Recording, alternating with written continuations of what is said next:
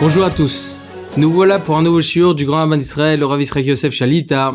Be'ezrat Hashem Barach, on va parler aujourd'hui quelques lois sur brachot qui nous intéressent un peu tous, d'accord?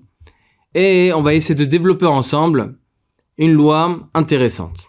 Alors tout d'abord, il faut savoir quelque chose de très important, que les lois de brachot ne sont pas simples, ok? Ils sont même très complexes. C'est pour ça qu'il faut essayer de comprendre les choses et pas seulement de donner des alinéas, mais de bien comprendre les lois comme il se doit. D'où l'importance du développement halachique, faire un puzzle halachique pour que Be'ezrat Hashem, on puisse donner un peu d'émotion à la halacha. Alors nous avons une loi qui est rapportée dans le traité Berachot, que alakol imbirer she'akol yatsa yedechova. Surtout si j'ai fait la bracha de she'akol, alors je suis quitte d'une beracha, je suis quitte de la beracha, même si j'ai fait she'akol sur une pomme, j'ai fait she'akol sur un gâteau, n'importe, je suis quitte de la bracha. Pourquoi? Parce qu'on dit she'akol niya bidvaro, car tout a été créé par Akadosh Baruch Hu, etc., par sa parole, ok? Donc, on inclut tout dans cette beracha. Lorsque la Gemara dit ça, évidemment, ce n'est pas les quatrilas, ce n'est pas de prime abord. Chacun se doit et a l'obligation de se renseigner sur une beracha, quelle beracha on doit faire dans telle et telle situation, pour tel et tel aliment. C'est très important. Si une personne se retrouve dans une situation délicate, elle ne trouve pas la solution, ne trouve pas la possibilité de savoir quelle bracha sur tel et tel aliment, et effectivement, dans un cas de force majeure absolue comme celui-ci, il a la possibilité de faire she'akol. D'accord? En tout cas, même le Baal Halachot Gedolot, qui était un des grands Rishonim, le premier d'ailleurs qui est sorti, donc son livre est sorti après le Talmud, le Baal Halachot Gedolot, il écrit que ce qui est écrit dans la Gemara, toute personne qui profite de ce monde sans dire une beracha, c'est comme si qu'il avait utilisé quelque chose du Beth Amikdash, appartenant à Kadosh Baruch Hu. C'est comme du gezel. C'est même pour une personne qui fait she'akol sur un aliment qui n'est pas concerné par cette beracha.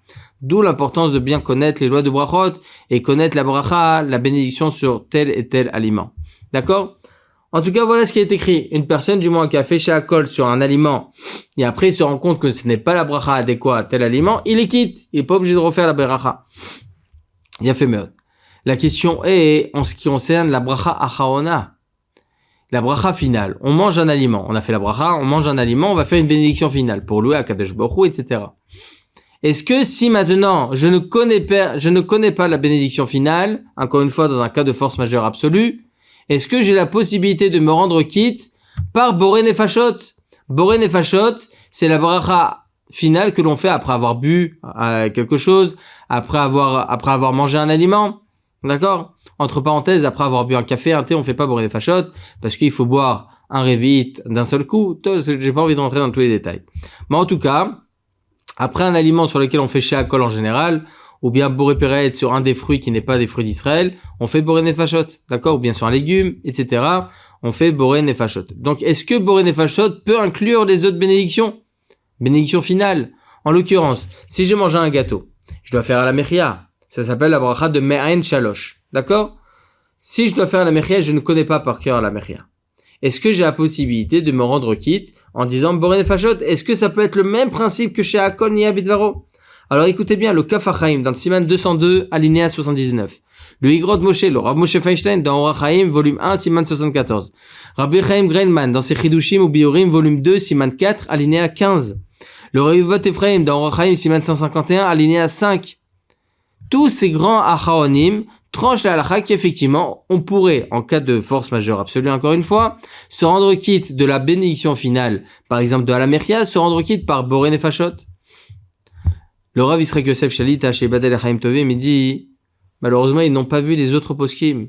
Le Rivot Ephraim, Orach Chaim Siman, pardon, pas le Rivot Ephraim, les autres Rishonim, les Rishonim, tels que les Tosafot, dans le traité Brachot 37a, le Rosh, chapitre 7, du traité Brachot Siman 9, le Rashba dans ses Chidushim, les Talmid de Maharam et Rothenburg, dans son livre Tashbetz, ok, Siman 322, ils disent explicitement que la bénédiction finale de Boré Nefashot ne peut pas rendre quitte de Alamechia Me'ain Shalosh. Comme ça, il semblerait même des termes employés par le Shulchan Aruch Siman 208 Halacha 4 et le Siman 202 Halacha 11. Donc on a tous ces poskim là. Il est vrai qu'on a vu d'autres poskim, il y a une marloquette sur le sujet. Et qu'est-ce que tu fais de safek brachot laquelle? En cas de safek, en cas de doute sur une bénédiction, on sera évidemment beaucoup plus mekel, on sera beaucoup plus intransigeant, pardon, au contraire, on sera pas du tout strict dessus, on fera pas la bracha, et malasot. Tu sais pas faire la mechia par cœur. Tu n'as aucune possibilité de te procurer un birkon, tu n'as pas la possibilité, dans l'heure qui arrive, de faire la mechia. Tu n'as aucune possibilité, d'accord? Encore une fois, on est dans une situation, je pense, à mon humble avis, très rare. Ok? Très, très rare. Mais le méchané, est-ce qu'on peut se suffire de bourrer nefashot? Non, ça fait brachot laquelle. Tu n'as pas la possibilité, ne fais rien, c'est mieux. Le Kaf HaChaim, il dit, pourquoi effectivement on peut faire bourrer nefashot? Selon son opinion. Parce que ce que l'on a dit au préalable, la notion que l'on a enseignée au préalable, ce qui est rapporté dans le traité Brachot 35a, toute personne qui profite de ce monde sans dire une bénédiction, c'est comme si qu'il avait utilisé des choses du Beth Amikdash. Il dit le Kaf HaChaim, ça concerne aussi la bénédiction finale. Donc, de la même façon, j'ai pas le droit de commencer à manger quoi que ce soit sans beracha. De cette même façon, j'ai pas le droit de dire j'ai pas le droit de ne pas dire une bénédiction finale. Je suis obligé d'assurer au moins une bénédiction finale. Je n'ai pas la possibilité de faire la mechia. Eh bien, fais bourrer les fachot. D'accord? Mais les Tosfot et Shenim, ils sont pas d'accord. Tout ce qui a été dit sur Kol HaNehene Min HaOlam Hazeh Belo Baracha Ki'ilu Ma'al, c'est uniquement sur la bénédiction première et pas sur la bénédiction finale. D'ailleurs, le Kesef Mishneh explique que la bracha Rishona, vous voyez que lorsqu'on va faire une première, la bracha, on va manger un sésame. On va faire Boré Pera Adama. Un sésame, un demi-gramme, un millième de gramme. On fait la bracha de Boré Pera Adama. Pourquoi on fait la bracha de Boré Pera Adama? Et pourtant, la bracha Chaona, si j'ai mangé moins qu'un kazaït, moins de 27 grammes, je fais pas de bénédiction finale. Pourquoi? C'est quoi cette différence? Le Kesef Mishneh explique, tout simplement. D'ailleurs, le Kesef Mishneh, il se trouve dans le chapitre 3 des lois de brachot sur le Rambam, halakha 12. D'accord? Il explique comme ça le Kesef Mishneh sur le Rambam, que la bénédiction Rishona, la première bracha que l'on fait, de peur que tu vas manger 1, 10, 15, 50 sésames, tu vas pas t'en rendre compte, tu vas arriver à 27 grammes. Et pour ne pas chazishom à manger sans faire une bénédiction, Rachamim, ils t'ont dit, même au premier millième de gramme, tu feras une bracha. En malasot. Parce que c'est très grave. Kol HaNehene Min HaOlam Hazeh Belo Baracha Ki'ilu Ma'al, c'est du gezel. C'est du vol. Alors que la bénédiction finale, on ne craint pas ça. Donc on voit que cette notion de Kol HaNehene Min HaOlam Hazeh Belo Baracha Ki'ilu Ma'al concerne uniquement la bracha première et pas la bénédiction finale. De là, on pourrait se poser une question. D'accord? En tout cas, on a tranché la halakha qu'on ne peut pas se suffire de bourrer des fachot à la place de à la mechia. D'accord? Ça, c'est la halakha. D'accord? Ça, c'est la halakha. Maintenant, la question qui va être, c'est au sujet, si par exemple, je suis dans l'avion et on me propose, par exemple, je suis dans une compagnie, on me propose des repas cachers. D'ailleurs, entre parenthèses, il faut essayer de faire en sorte de demander à la compagnie de nous avoir des repas méhadrin, et on fait confiance à 100% sans problème, comme il dit le Rav Yisraël Yosef. Donc, si c'est des repas méhadrin, et il nous propose là-bas une lachmania. Sur la lachmania, il y a écrit mezonot. Il faut savoir que pour considérer un pain mezonot, il faut qu'il y ait un des trois niveaux. Comme c'est rapporté dans Siman 168, un des trois niveaux, ou bien croustillant, ou bien sucré, et on ressent le goût sucré, ou bien fourré avec quelque chose qui est sucré aussi.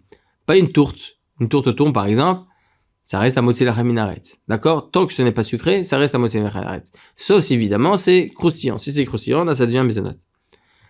Croustillant depuis le four, je parle pas, après on l'a rendu croustillant. D'accord? Donc on me propose une lachmania, donc un petit pain, et je vois il y a écrit dessus boré mezonot. Très bien, je vais faire mezonot. Et je me rends compte qu'en réalité c'est pas sucré. Faire attention à ça. Je goûte, même selon le Rama, dans le Siman Kuf Samechet, lorsque l'on goûte, il faut ressentir le goût sucré. C'est obligatoire. C'est une condition sine qua non. D'accord? Donc, je me retrouve face à un pain comme ça. J'ai pas de Birkat Hamazon sur moi, j'ai rien du tout. Est-ce que au lieu de faire Birkat Hamazon, j'ai la possibilité de faire à la mechia? Donc, ce pain, il va être à motzi lachem minaret. Très bien, je vais faire à motzi, je vais faire Nitiyat Yadayim. Entre parenthèses, même Nitiyat Yadayim, dans le cas d'un avion, j'ai la possibilité de faire dans des toilettes, parce qu'en général, on n'a pas le droit de faire là où il y a des toilettes. D'accord? Dans une salle de bain sans toilette, on peut être mekel sans problème, faire la bracha évidemment à l'extérieur, et s'essuyer les mains à l'extérieur après la bracha, pardon. D'accord? Mais pour les toilettes, on n'a pas le droit en général de faire Nitiyat Yadayim dans des toilettes. Donc, ce que l'on fait dans les toilettes, dans l'avion, pardon, on n'a pas d'autre choix évidemment. Alors on a le droit de, par exemple, baisser la cuvette des toilettes, ok, faire Nitchat Shadaim, et encore une fois faire la beracha à l'extérieur et s'essuyer les mains à l'extérieur après la beracha. D'accord?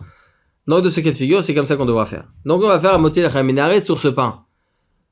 Et j'ai pas de Birkat Hamazon. Je n'ai aucune possibilité de me procurer un Birkat Hamazon.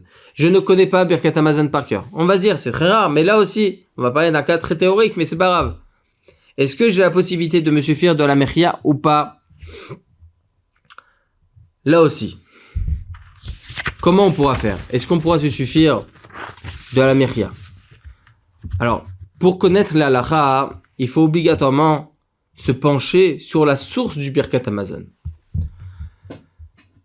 Est-ce que les 3 berachot que l'on fait, parce qu'il y a 4 berachot dans le Birkat Hamazon, il y a 3 berachot qui sont à définir, mais 3 premiers berachot qui sont de la Torah, et la 4e bracha qui a été instaurée, qui est des Rabbanan. On va ça aussi définir, parce que là, sur ça aussi, il y a une marloquette. Alors, c'est écrit comme ça dans le traité Brachot 48b, même Chet Amoudbet, Tanu Rabbanan. Minayin et Birkat Hamazon mina Torah, dont on voit que le Birkat Hamazon, c'est la seule et unique beracha qui est de la Torah d'ailleurs. D'accord? C'est vrai qu'il y a une marloquette sur 2 brachot, mais selon la halakha, une seule beracha est de la Torah, c'est Birkat Hamazon. Alors, Gemara de poser la question, dont on voit que Birkat Hamazon, c'est de la Torah. Chez Neymar, comme il est écrit dans la Torah, Ve'achalta ve'savata ve'rarta. Tu mangeras, tu te rassaiseras et tu béniras. Zo Birkat Hazan. C'est la bracha de Hazan et Taolam, Kolo, Metovo, etc. Et Hashem Elokecha, Vachalta Vesavata, et Hashem Elokecha. Donc c'est la suite du verset. Hashem ton Dieu, c'est le Zimoun, Birkat Hazimoun. D'accord? Et la suite du pasuk, c'est Ala Haaretz, c'est Birkat Haaretz. Ala Haaretz, Atova, Shanatan Lar, etc. D'accord? Atova, la suite du pasuk, c'est Atova, c'est Bonei Yerushalayim. Vetivni Yerushalayim, Ira Kodesh B'Miravenu, Baruch Hashem, Bonei Yerushalayim. D'accord? Ça, c'est la bracha de Atova. C'est écrit dans le verset. Donc, on voit que chacun des morceaux de verset concerne une des berachot, une des 3 berachot du Birkat Hamazon. Donc, c'est ce que vient nous apprendre la Gemara. Alors, la Gemara, dans un autre endroit, on peut apprendre, est-ce que mettre les 3 berachot sont de la Torah, ou bien on apprend du verset les 3 berachot, mais en réalité, les 3 berachot ne sont pas de la Torah, une seule bracha est de la Torah. Ça aussi, il y aura une marloquette. Alors, on va essayer de prouver cela d'une autre Gemara dans le traité Brachot, 16a. Tet Zaïd Amoud Aleph. À Poalim, des ouvriers qui se trouvaient, par exemple, sur un arbre. Et ils commençaient, voilà, c'était des agriculteurs. C'était des ouvriers. D'accord? À l'époque, les ouvriers devraient faire très, très, très attention à leurs heures de travail. Aujourd'hui, le client est roi, les ouvriers, les employés sont en général, voilà, ils sont couverts par un système de loi du travail, ok, qui permettent à ces ouvriers ou bien à ces employés d'avoir une demi-heure, une heure et demie de temps de repos. Donc c'est beaucoup plus simple, on a le temps même d'aller aux toilettes, même en journée, même si c'est pas pendant les heures, on a le temps d'aller aux toilettes, d'aller se faire un thé, un café. Donc aujourd'hui, on est couvert sous des lois du travail. Donc on va dire qu'on n'est plus du tout concerné par cette halakha. Mais à l'époque, uniquement à l'époque, je le répète, lorsqu'il y avait des ouvriers sur des arbres, ils devaient faire très très très attention à leurs heures de travail, très très attention. Au point où Chachamim sont venus. Il y a écrit quoi? Ils sont venus que si maintenant ils mangent leur gamelle, ils mangent leur pain, ils devront pas faire le Birkat Hamazon en entier. Ma pitom, ils perdent leur temps. Donc qu'est-ce qu'ils devront faire? Il y a écrit comme ça. Chachamim, ils leur ont instauré un Birkat Hamazon qui est abrégé. Ok? Donc il y a écrit quoi? Il y a écrit Me'en birka shnia v'shlishit aval bracha revi'it lo biru. La bracha rishona, on devait la garder Hazan et Taolam, Kulo, Metovo, etc. parce que ça a été Moshe Rabbeinu, la vache Shalom, qui a instauré cette bracha. D'accord? Comme on verra plus tard. La 2e et la 3e bracha, on devra la faire Me'en bracha shnia v'shlishit. Comme une 2-3 bracha. La 2e et la 3e bracha, on devra la faire en une bracha. D'accord? Et la 4e bracha, on devait pas la faire. Parce que c'était une bracha qui était des Rabbanan, Arachaman, etc. C'est des Rabbanan. Tosfot, ils ont posé la question suivante. Écoutez bien la question, et de là, on peut nuancer selon cette question notre réponse. Une des réponses que l'on peut tenir. Il pose la suivante. Chachamim tiknu les katser la poalim et Birkat Hamazon. Chachamim, donc, ils ont instauré d'abréger pour ces ouvriers-là le Birkat Hamazon. Alors, Agmara Darsha, mais à Pasuk, chez Minan Barachot Midoraita, on voit du verset que les brachot du Birkat Hamazon, c'est de la Torah. Donc, comment Chachamim peuvent venir et instaurer un nouveau Birkat Hamazon? C'est une obligation de la Torah. Et Tosfot, ils répondent, Sheyesh koar biyat Chachamim la akor dvar Torah beshev al ta'aseh. Chachamim, ils ont la force, les capacités de déraciner une misva de la Torah. C'est en shev al ta'aseh. Ça veut dire, pas dire que Chas v'Shalom, ils vont faire quelque chose contre la Torah. Ils vont pas faire un ordre de la Torah. Shev al ta'aseh. D'accord? De là, on apprend quelque chose de très important, mesdames et messieurs, que selon Tosafot, on comprend que les 3 berachot, ils sont de la Torah. Chachamim, ils ont la force de déraciner cela, shev al ta'aseh. Mais on voit selon Tosafot que ces 3 berachot, les 3 brachot de Hazan et Ta'olam, etc., de Vetivne, de Rachem, tout ça, c'est de la Torah. C'est de la Torah. Comme ça, c'est l'opinion aussi des Tosfot, Rabbi Yehuda Chassid et du Rosh. Mais le Beit Yosef, dans le Siman 191, explique, déduit des termes employés par le Rambam dans le Sefer HaMizvot, Mizvah 19. C'est écrit comme ça. Tzivenu levarcho itale achar kol achila. On nous a ordonné de bénir, enfin, de louer Akadosh Baruch Hu, ok, après chaque aliment. Veu ambro ve'achalta ve'savato berarta et Hashem. Comme il est écrit dans le verset, tu mangeras, tu te rassasieras et tu béniras Hashem. Tu loueras Hashem. Comment ça se fait qu'il n'a pas rapporté dans ces misvot, là, dans son Sefer Mizvot, donc là-bas il énumère toutes les misvot. D'accord, les 613 misvot. Pourquoi il énumère pas là-bas 3 berachot du Birkat Hamazon? Il dit juste qu'après avoir mangé du pain, t'as l'obligation de faire la beracha, de louer Hashem. Il dit pas là-bas 3 berachot. Donc on comprend, comme ça il explique le Beit Yosef, on comprend que selon le Rambam, une seule beracha est obligatoire pour la Torah. Louer Hashem. Mais en réalité, le nombre de brachot est un ordre de Chachamim. C'est Chachamim qui ont instauré. D'ailleurs, d'où on peut voir cela? Il y a écrit dans le traité brachot, même Chet Amoudbet, 48b, comme on avait au préalable. Amar Rav Nachman. Rav Nachman, il vient nous apprendre. Moshe Tikan Israël, Birkat Hazan. Moshe est venu, il a instauré au Ham Israël la Birkat Hazan. Hazan est Olam, Kolom et Tovo, etc. Au moment où il a fait descendre la manne. D'accord? Yoshua bin Nun, donc celui qui a pris la place de Moshe Rabbeinu, Tiken Lahem Birkat Haaretz. Il a réinstauré la bracha de Haaretz.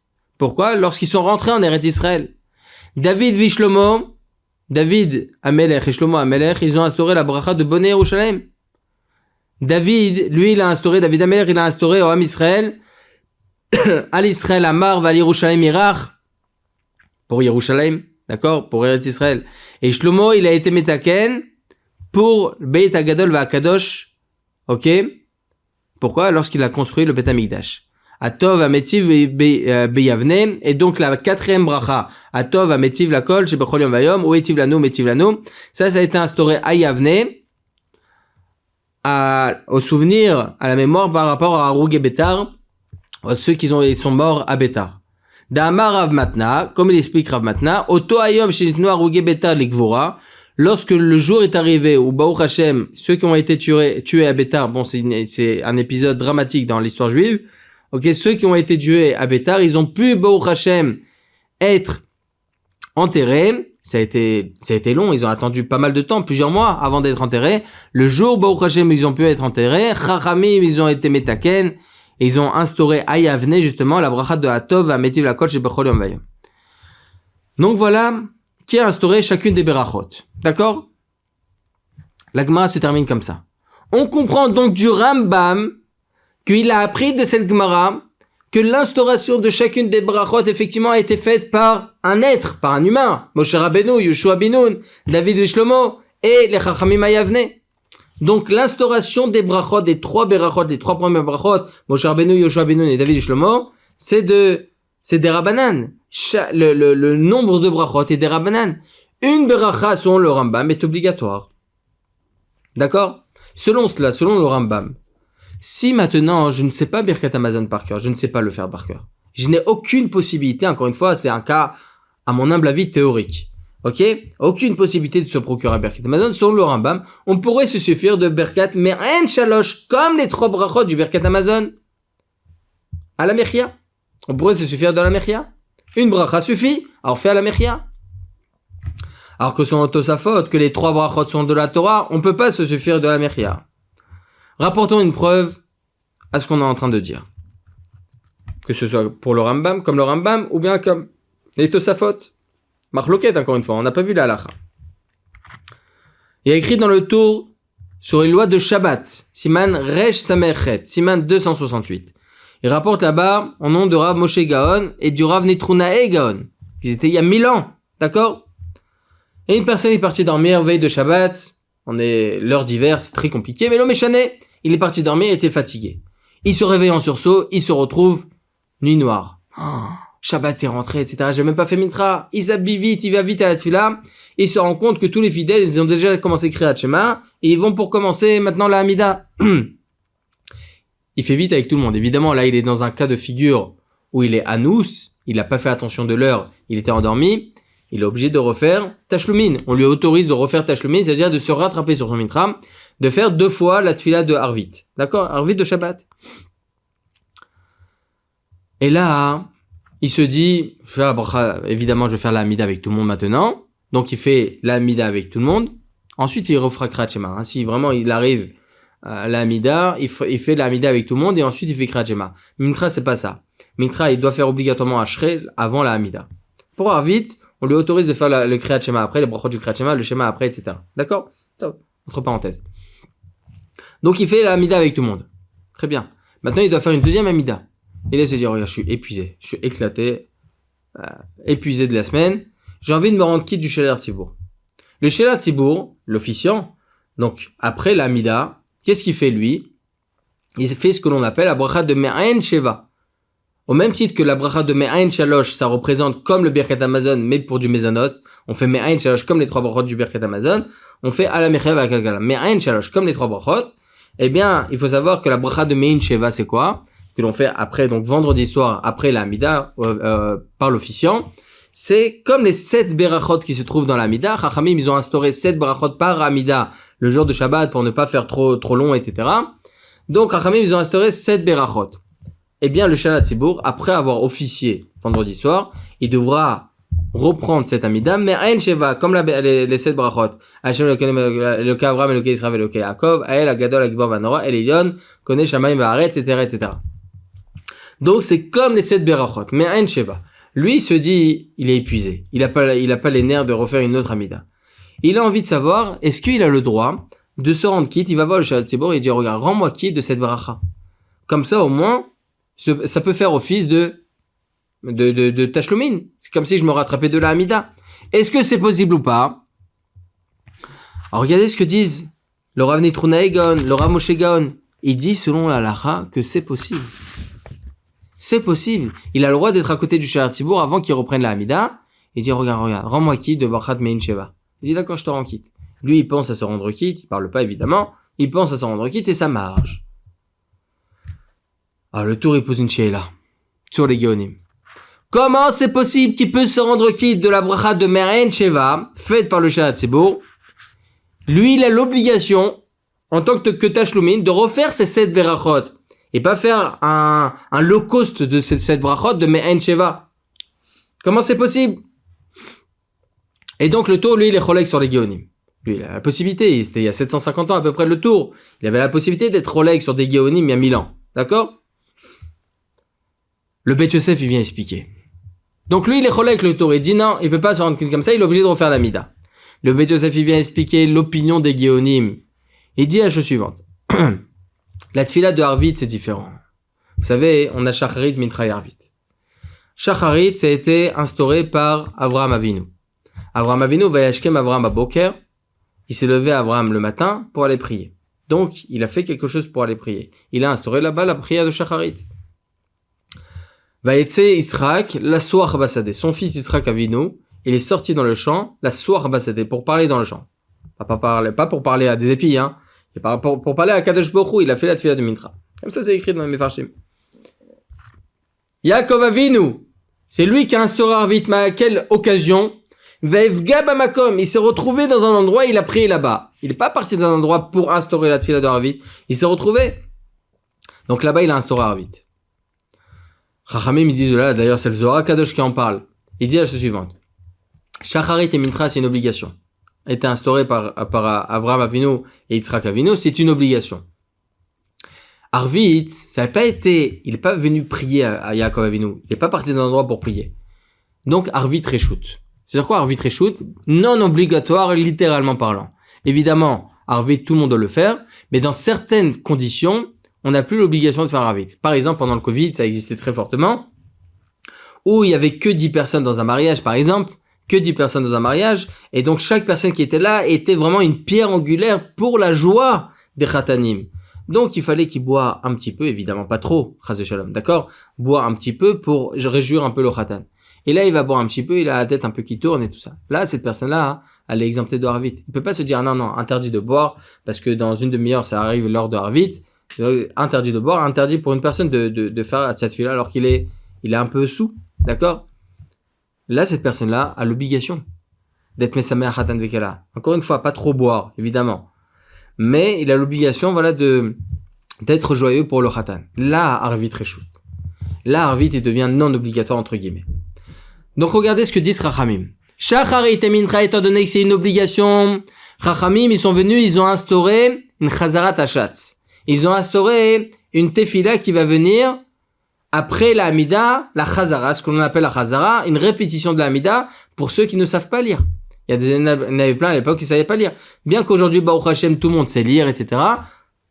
Takana bimkoma lozaza, on ne fait pas bouger de takanot, on est obligé de faire la Chazara. D'accord? Vraiment, dans des cas de figure très, très, très spécifiques, on peut se suffire d'une Hamida, mais le roi Joseph, il n'est pas du tout d'accord avec ça. D'accord? Vraiment, dans des cas de figure très spécifiques.